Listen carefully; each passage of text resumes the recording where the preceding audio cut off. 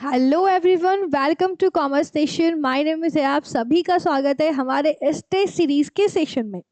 आज हम फिर से लेके आ गए हैं लॉ से रिलेटेड, बिजनेस लॉ से रिलेटेड एमसीक्यू। हमने प्रीवियस क्लास में क्वेश्चन नंबर 25 तक देखा था क्वेश्चन, ठीक है। अब हम इस सेशन में और मोर क्वेश्चन देखेंगे और प्रैक्टिस करेंगे, ठीक है। तो चलिए जल्दी से स्टार्ट करते हैं अपने इस सेशन को। तो बेसिकली क्वेश्चन नंबर 26 क्या कह रहा है? 26 कह रहा है मिस्टर स्मार्ट, ठीक है, स्मार्ट है कोई, ठीक है। यहाँ पे हम स्मार्ट को बना लेते हैं, मिस्टर स्मार्ट है कोई। अब ये क्या कर रहे हैं? ये 5,000 रुपए लैंड कर रहे हैं, ठीक है। स्मार्ट है, ठीक है। अब ये किससे? मिस स्वीटी से, ठीक है। किससे?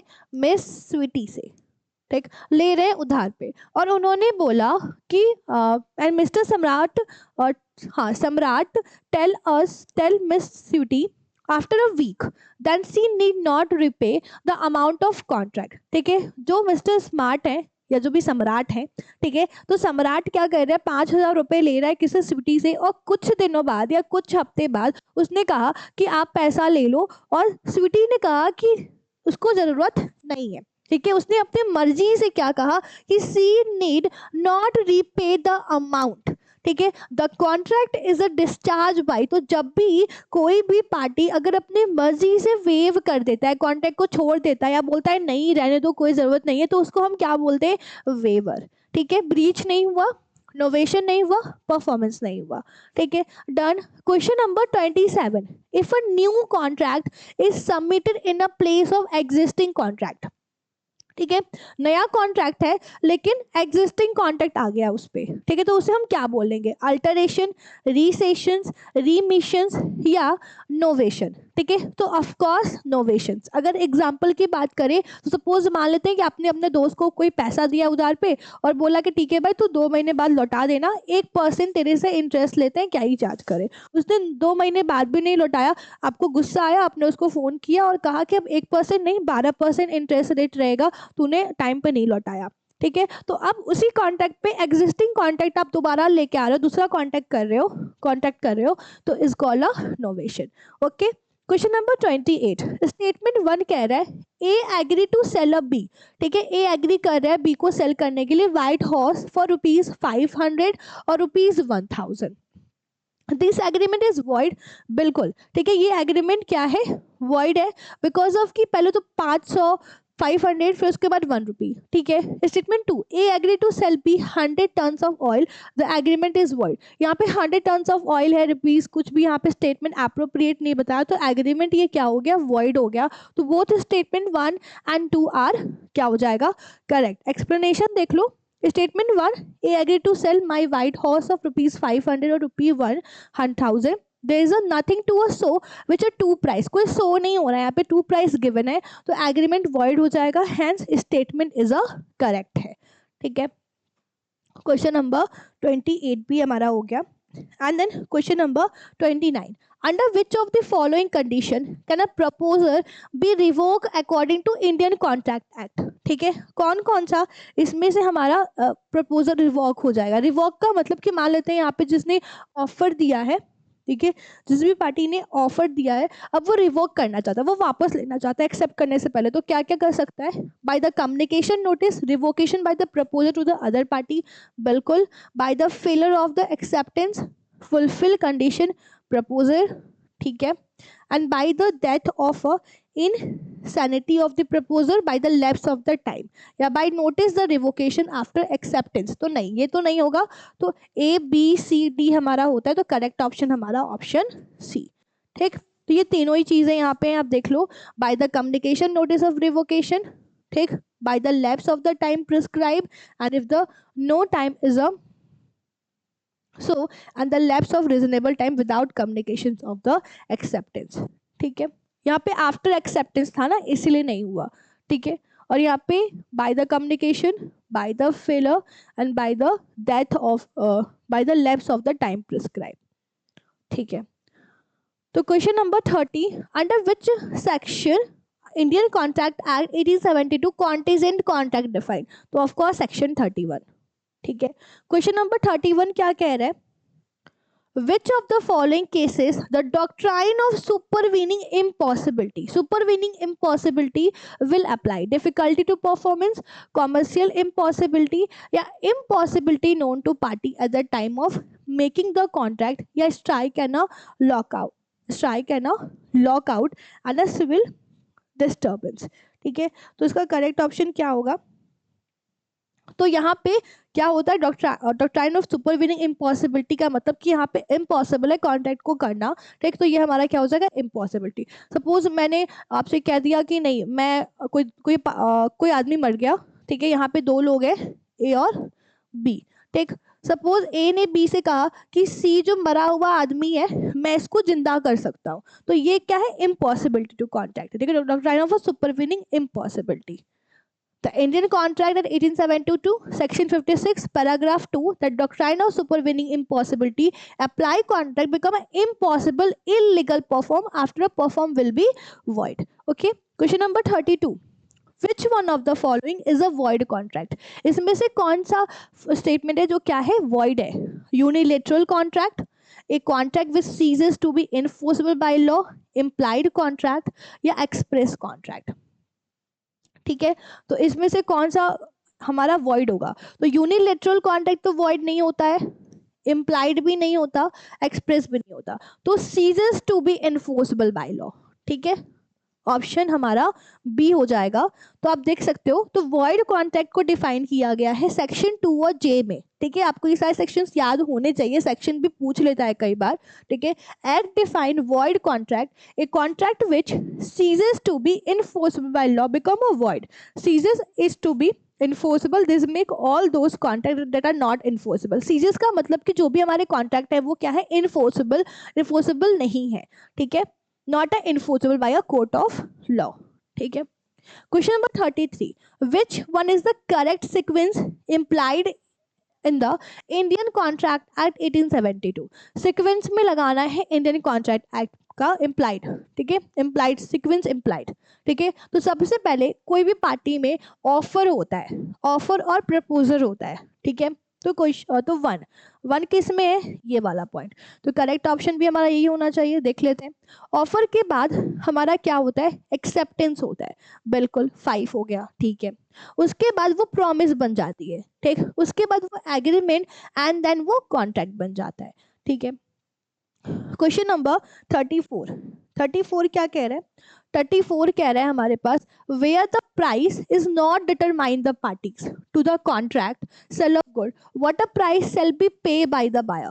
प्राइस डिटरमाइन नहीं है, ठीक है, contract of sale of good में, what a price sale be pay of the buyer, buyer कौन सा प्राइस क्या करेगा, पे करेगा, sale pay the seller reasonable price, या डिटरमाइन द प्राइस डिस्क्रिएशन, या डिटरमाइन प्राइस द डिस्क्रिएशन सेलर, या seller has a charge the price according to market force, तो the buyer shall pay the seller a reasonable price, ठीक है। Question number 35, when a seller can stop the good in transit, ठीक है, तो ये आपका क्या हो जाएगा, जब एक सेलर क्या करे, स्टॉप कर रहा है गुड्स को ट्रांजिट करते हुए, तो when the buyer of the good inform that will make a payment after some time, ठीक, या seller has no right to stop the good, या when buyer to good become a insolvent and a goods are a transit, and when the buyer informs he is now need of the goods, ठीक। तो correct option है सी, जब buyer का goods क्या हो जाएगा, buyer of the goods become insolvent and a goods are in a transit, ठीक है।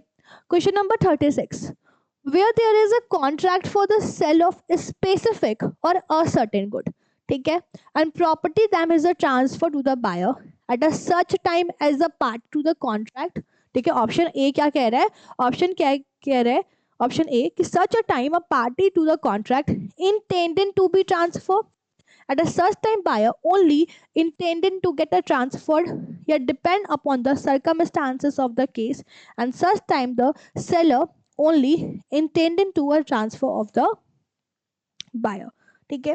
तो हमारा क्या हो जाएगा, हमारा यहाँ पे हो जाएगा ए, बिकॉज ऑफ क्यों, क्योंकि यहाँ पे contract of sale of specific certain property damage the transfer to the buyer, because at the such time party क्या चाहेगी कि उसके ऊपर ट्रांसफर हो जाए, ठीक है, मूव हो जाए गुड, ठीक है, एक जगह से दूसरे जगह पे।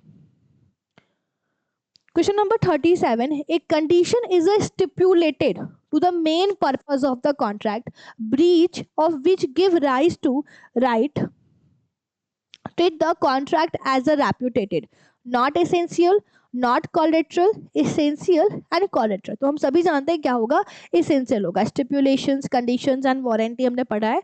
ठीक है, चलिए. Question number 38.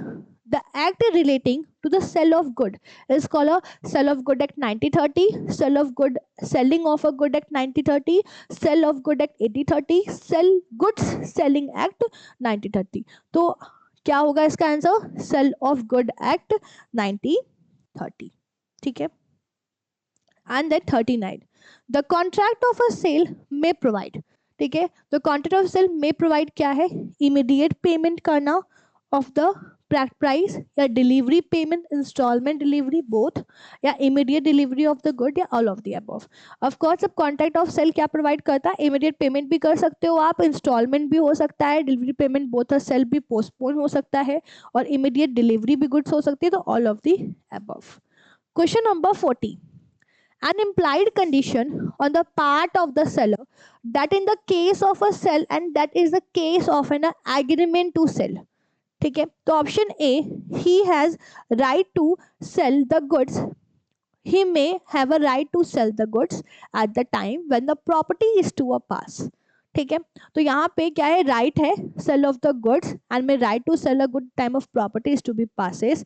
And option B, he has a right to sell the good, he will have a right to sell the good at the time when the property is to pass, and he will have the right to sell the good time property is to pass, he has a right to sell the good, and he may have a right to sell good at the time when the property is to pass, yeah, he has to right to sell a goods. ठीक है, क्या होगा, implied condition है seller का in the case of a sale, in the case of an agreement of the sale. तो सबसे पहले कि क्या होती है उस टाइम पे इम्प्लाइड कंडीशन में, he has right to sell the goods. ठीक है, राइट है कि वो गुड्स को सेल कर सके, और ये भी राइट है कि सेल को गुड कर रहा है तो उसी time, at the time property is to be pass. ठीक है, प्रॉपर्टी भी क्या हो जाएगी, पास हो जाएगी. ठीक है, अगर मान लेते जब हम कोई गुड्स सेल कर रहे हैं तो क्या है, हमें क्या पता चला कि उसके पास उसकी पोजीशन भी है, ओनरशिप भी है, तो जैसे हम गुड्स को परचेज कर रहे हैं तो हमारी ओनरशिप भी ट्रांसफर हो जा रही है. ठीक है, और गुड्स भी ट्रांसफर हो जा रहा है. ठीक है, प्रॉपर्टी भी ट्रांसफर हो जा रही है, पास हो जा रही है. ठीक है. 41. In the contract of sale of good, ठीक है, the seller is under no duty reveal unflattering truth about the good sold. ठीक, the this doctrine is called doctrine of indoor management, caveat emptor, unjust enrichment, या doctrine of ultra vires. तो caveat emptor. तो contract of sale of good में seller के पास ये duty नहीं है कि वो हर चीज़ मतलब ट्रूथ बोले, सही चीज़ें सही दिखाए. तो वो किसकी ड्यूटी होती है, बायर की ड्यूटी होती है कि वो क्या करे, वो हर चीज़ को, गुड्स को देख के ले. ठीक है, बीवेयर. ठीक, कैवेट एम्प्टर क्या है, beware. Let means a buyer, beware. ठीक है. 42. The unpaid seller of good having a land thereon by reason only that he has obtained decree of the price of good does not a losses. पहले ही हमें answer मिल गया. ठीक है, एक unpaid seller of good having a land thereon does not a loss his a land. ठीक है, right of a unpaid seller, ये सब भी आप पढ़ के जाइएगा, ये सबसे इंपॉर्टेंट है. ठीक है. Question number 43. When a seller can sue the buyer. ठीक है, seller can sue the buyer, he may ask for the damages non cooperation of the good. ठीक है, सेलर कब सू कर सकता है बायर पे, जब डैमेजेस के लिए या non cooperation of the goods, या suit for damages repudiation of contract, बीच में कॉन्ट्रैक्ट को रेपुटेट करने के लिए, या he may sue the price and interest के लिए, या all of the above. Is the all of the above. ठीक है, हो गया. क्वेश्चन नंबर 43 के बाद क्वेश्चन नंबर 44 पे चलते हैं. ठीक है, 44 पे. तो 44 क्या कह रहा है, when there is an agreement to sell good on the term that the price is to be fixed, valuation of a third party, and the third party does not make such a valuation, the agreement is thereby voidable, illegal, avoided या bad. ठीक है, तो when there is a agreement sale of good के term में जो price क्या है, हमारी प्राइस फिक्स्ड है, but valuation third party, and such third party can not does make a such valuation, third party उसका वैल्यूएशन नहीं कर रहा है, तो ये एग्रीमेंट क्या हो जाएगा, अवॉइडेड हो जाएगा। The sale of good act 1930 come into force कब आया था, फर्स्ट डे ऑफ अगस्त में, फर्स्ट डे ऑफ सितंबर में, फर्स्ट डे ऑफ जुलाई में, या फर्स्ट डे ऑफ जून में? तो I think first day of July 1930 में। ठीक है, question number 45। And question number 46, a contract sale may be made partially writing and partially word of mouth. Contract कैसे कर सकते हैं, राइटिंग या माउथ, ठीक है, या इन बे इम्प्लाइड, या from the conduct the party, या in writing by word of mouth. ठीक है, दो ही चीजें यहाँ पे, तो ऑल ऑफ दी अबव आपका क्या हो जाएगा, करेक्ट हो जाएगा। 47, the condition and warranties sale of good में बी एक्सप्रेस और इम्प्लाइड है, बस एक्सप्रेस है, बस इम्प्लाइड है, नन ऑफ दी अबव है, एक्सप्रेस इम्प्लाइड दोनों है। 48, how stoppage in a transit effected by the unpaid seller.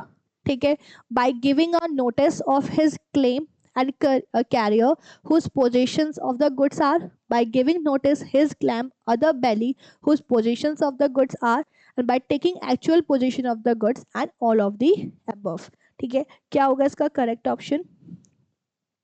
तो यहाँ पे स्टॉपेज कर रहा है ट्रांजिट एंड अनपे सेलर पे क्या इफेक्ट पड़ रहा है, तो यस गिविंग अ नोटिस, ठीक है, नोटिस देना पड़ता है पोजीशंस ऑफ द गुड्स के लिए, and giving a notice and other bailee, तो ऑल ऑफ द अबव।